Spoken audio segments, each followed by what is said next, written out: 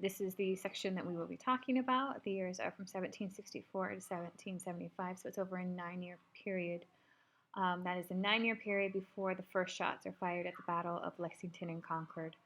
The thing that you should be aware of is we just finished the French and Indian War in 1763. The Treaty of Paris is signed, which cedes most of the land in North America to the British. The British now control from the East Coast all the way to the Mississippi River and northern Canada. The Spanish will control pretty much the rest of it from that point, and the French will still have some territory in the Louisiana territory.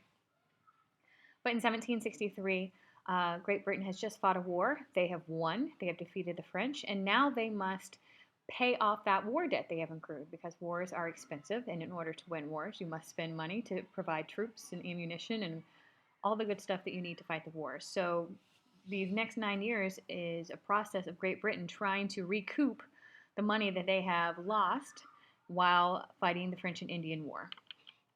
So the first way that they decide, one of the first ways they decide to regain some of that debt, regain some of the money that they lost during the American Revolutionary War, is through the Sugar Act. Did not mean to do that. The Sugar Act of 1764 is literally that, a tax on sugar. The picture is of sugar, brown sugar, white sugar, confectioner sugar, you name it. It is also a tax on coffee, wine, and other products. So think more luxury goods when you think of the Sugar Act. The people don't like this. If they are going to splurge on luxury goods, they don't want to have to pay an additional tax.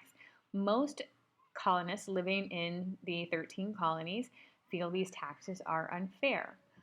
Some people pay it no problem. Some will complain about it and grumble about it. This tax will be repealed, meaning it is removed in 1766, but it will be replaced with the Revenue Act, which actually charges a penny for every gallon of molasses that you buy. And of course, we don't think that's too much, but think it could be similar to, say, $1 for every soda that you buy. So it can add up. In 1765, so we start off with the Sugar Act, then we go to 1765, and this is the Stamp Act. This is probably one of the most commonly known one, and it is literally a tax on a stamp. Stamps are used for marriage license. If you purchase land, you would have a government stamp on it saying, yes, you purchased this land, it is now yours. They also put stamps on newspapers and other legal documents that you would need for the government. And playing cards, that was another big one. So something you don't think of today, because you can go to Walgreens and buy them for like 50 cents, is that they would actually put a stamp on playing cards. So if you wanted playing cards, you had to pay an additional tax, and people were very angry about that. So it hit even wealthy businessmen all the way down to a sailor who might be looking to purchase stamp or playing cards. Colonists deal with the Stamp Act by boycotting. Now, boycotting means they will stop purchasing those goods. So any goods that require a stamp, they will no longer purchase. That way, the British will not be able to make any money off of it, and they will prove their point and eventually repeal the Stamp Act, meaning they will remove the Stamp Act because they're not making any money off of it anyways. However, if you did want to buy land or get married, you would still have to pay your Stamp Act, so there's no way of really getting around that. But you would have a black market that would provide you with some goods that you would be able to get without a stamp. And that just means that black market is something that you would purchase something illegally. Other than boycotting, the colonists write a letter. It's called the Declaration of Rights and Grievances, and it's literally where they're declaring their rights. We are your British citizens. We have these certain rights. We want to have representation in Parliament so that we can have a say in whether we're going to be taxed or not. And the grievances, what they're upset about. They're upset that they don't have representation in Parliament, and they're upset about paying the taxes. But keep in mind where it says accepted British rule. They did not say we're breaking away. They said, we accept your rule. These are some things that we would like to change. So the Stamp Act is eventually repealed, in large part due to the colonial boycott and the writing of the letter of the Declaration of Rights and Grievances.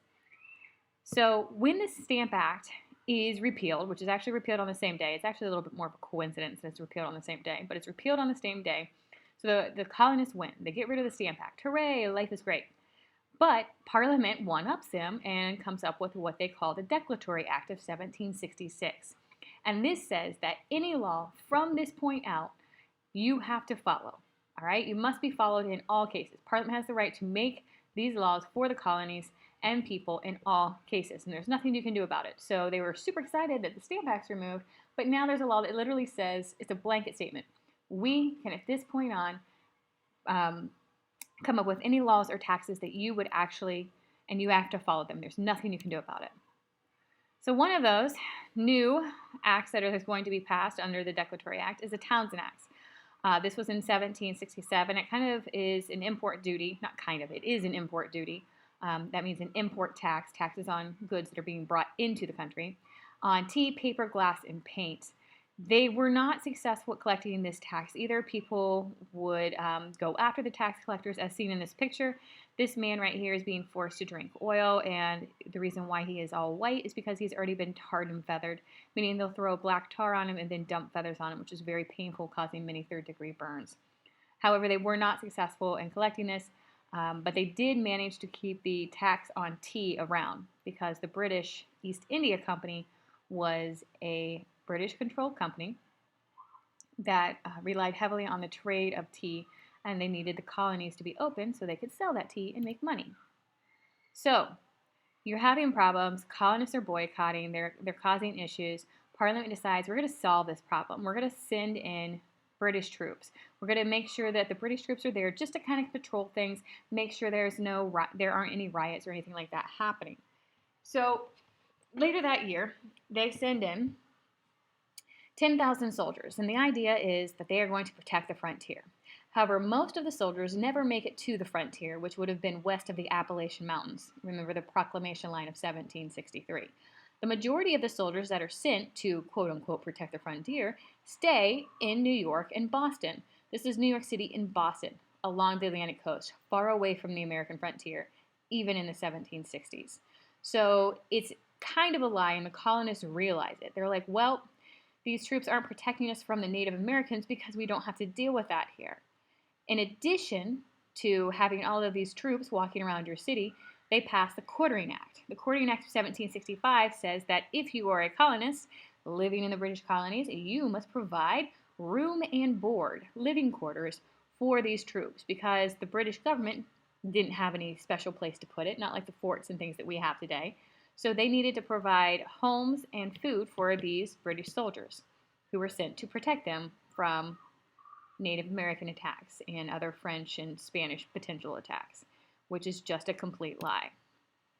This will lead to the Boston Massacre, and I'm going to stop here and we'll go into the Boston Massacre next.